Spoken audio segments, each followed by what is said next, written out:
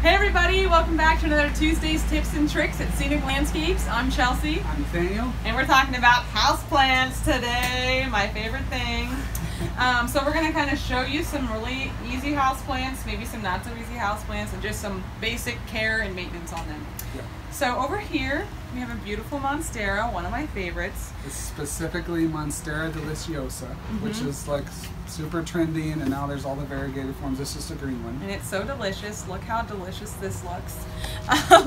This one is, these are really easy to grow. I have one in my house. I have pretty much no sunlight because I'm on the north-facing apartment.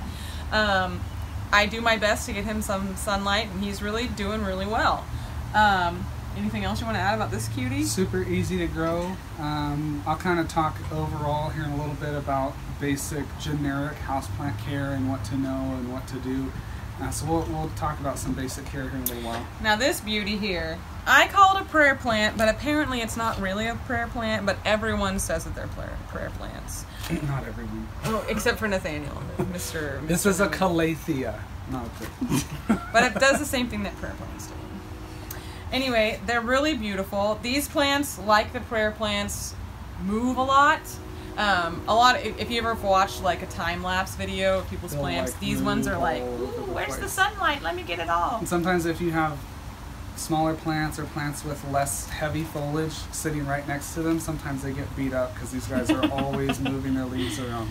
And these guys also like to be pretty damp most of the time. From what Nathaniel's told me, They like high humidity, so I would say moist, not necessarily soggy soil, and high humidity.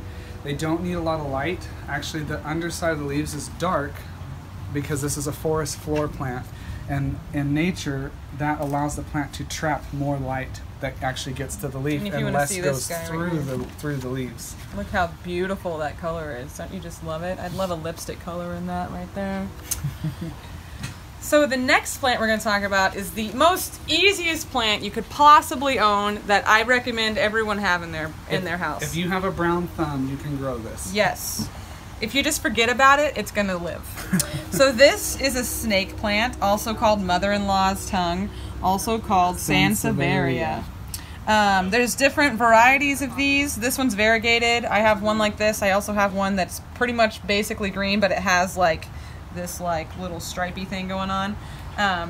They're really easy. They, as Nathaniel says, they can tolerate low light, like almost no light. They do better if they have some light, but if you don't have enough light in your apartment or your home or wherever you live, I recommend getting one of these. Yep. You also, if you just don't water it, which is usually what's what happened in my house, it grows. If you water it too much is when you run into trouble. If you care about it too much, then you might run into some problems. Right. But so I'm going to talk real quick about succulents. This is one of my favorites we have right now. So succulents indoors can be tricky because most of them like really bright light. As much sun as they can get. But jade plants will grow in really bright, intense light. They'll also grow in fairly moderate, almost all the way to low light. I'd say still as bright as you can give them, but they're much more tolerant of lower light conditions. This is a little miniature jade that we've got here. Just like any succulent, saturate it and then let it go bone dry. Maybe leave it bone dry for a week and then saturate it again. A very easy plant. If it breaks, you can start them from cuttings really easily.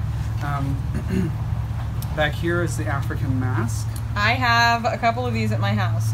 Now, I will say these are a little more tricky to take care of. I haven't killed mine. I originally had like 3 stalks, or whatever you want to call it, on mine, and now I'm down to 1, but he's still alive. They're a little trickier. They need a little more light. They're kind of finicky, but they're just so neat. I mean, look at it's just so cool. And then the underside, again, is also very dark, kind of like the Calathea, is that what you called it? Anyway, I told him it was tricky. They are kind of tricky. They don't like change. They're like an old man. Bright light. Don't overwater them, don't underwater them. They also go through random dormancy. If you do something they don't like, they might not die, but they might lose all their leaves and you'll think they're dead, but they have a bulb. So just kind of keep taking care of it and see if it comes back. Yeah, I hope mine comes back more better.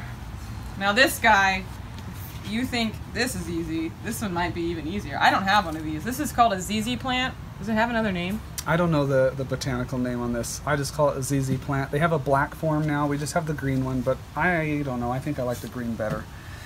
And it's pretty bulletproof. Low light, high light, virtually no watering, fertilizing, who cares? I mean, they're just like, again, kind of like the snake plant, they'll thrive under neglect. If you care for them too much, then sometimes you'll have a problem. Yep. But, oh, and then we have this gorgeous guy. This right is here. Marble Queen, I think. Yeah, Pathos. Yeah, let me double check that. Yeah, Marble Queen Pathos. There's a few different white variegated forms, so I had to check and make sure I got the name right. I kind of want to buy that one and take it home right now. Beautiful, super easy to grow. Needs a little bit more care and attention than the ZZ plant or the snake plant, but still very, very easy. Water it thoroughly, let it dry out, water it again, feed it maybe twice a month during the growing season, so spring through fall, and then you can cut back on fertilizer. Very, very easy. Easy to root from cuttings too. You can just take a piece, snap it off, stick it in a jar of water, it'll root real easy, or even just stick it back in the pot of soil if you can find a space. It'll root directly into the soil too. Like in my house, I have some pothos that don't get as much light as they probably could or would want. So they kind of get a little leggy and a little bald at the top.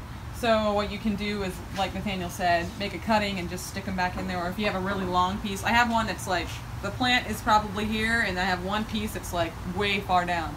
I could just take that up and stick them in the ground at the top and have another one come out. Yep.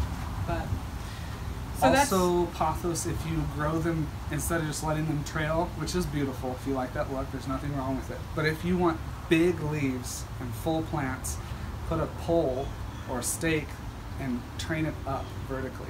If it climbs up a stake or a pole, the leaves will get bigger. Mainly because they get more light.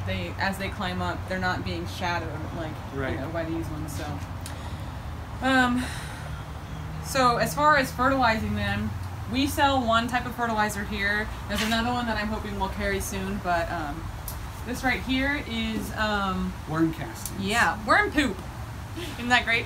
Okay, I know it's weird, but the smell of this, it just smells like really good dirt. It smells so good. Clean dirt. Clean dirt. Who'd have thunk? And it's mostly nitrogen, but something about organic, all-natural nutrients for plants makes them grow way better than synthetic fertilizers. And it's not as fast of a reaction, but the sustained growth is a lot better performance than if you use like I won't name names, but if you use some of the more synthetic products. The other one that we don't have that I'm looking to find for myself is fish emulsion, which is essentially dead fish juice. Apparently it smells really good. I haven't actually got my hands on any yet, but I am looking forward to trying that. It's a little bit stronger in nitrogen, correct? Mm-hmm. So it probably kicks it out a little bit faster. I'm an impatient person. Nathaniel's very patient. I'm working on it. So I'm going to be finding that fish emulsion. So. So I wanted to talk to you guys very quickly about general houseplant care and kind of some generic overarching disciplines when it comes to taking care of your houseplants. A lot of times I'm on plant pages on Facebook, or I have people that come into the nursery and have questions, and they're all good, legitimate questions. But I want to try and steer our questions in a different direction. A lot of times we want a quick, easy answer, and we want a number. We want a number, we want to measure, that's not how plants work. Plants are living things just like you and I are, and we can't expect them to just fit a formula. So growing houseplants, and really any plant, but especially in your home, is more about having a relationship with your plant, knowing the plant and its needs and how it behaves throughout the changing seasons, and knowing your specific house and situation, and even your specific location in your house that the plant is at. So be a good parent. So that's our Tuesday's tips and tricks on houseplants. We hope you enjoyed it, and hope we see you in here if you want to buy some of these beauties. So see you next week. See you guys.